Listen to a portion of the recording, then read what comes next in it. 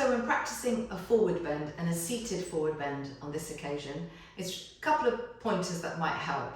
First thing is, try and get the bases of your big toes to be together.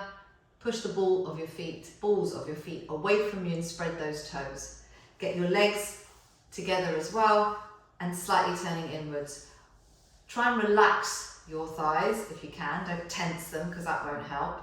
And then it's about sitting upright. So get as upright as you can, start in this position. The aim is to go forward as opposed to down. So quite commonly, people will either grab their toes or their legs, wherever you can reach, and that just depends on your hamstring length as well, flexibility. In my case, I can reach forward, so I'm going to grab my big toes. A lot of people will go from here thinking that the aim is for your head to reach your shin or your shins, and it isn't. So it sort of begins to look something like this, and there's a real rounding in your upper back, which is really common. But actually, if we just remove the kind of idea that we need to get our head to our shins, we start with a better place, from a better place. So think about being upright, think about your core being engaged and your head being quite straight, and you're being pulled in a diagonal position as opposed to in a down position.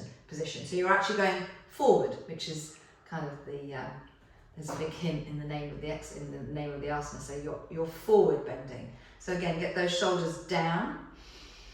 Inhale through that chest, keep those legs relaxed if you can, and then think about going forward, keeping a neutral spine, keeping a neutral neck and head, and being pulled this way. Don't force it, just keep breathing here. And the first thing that should hit your thighs is your stomach here. That's where it should fit, so you're folding forward.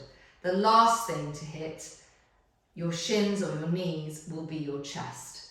And you're still looking forward, you're still relaxed, you're keeping everything as relaxed as possible and trying to elongate towards your feet, but it's your head going forward.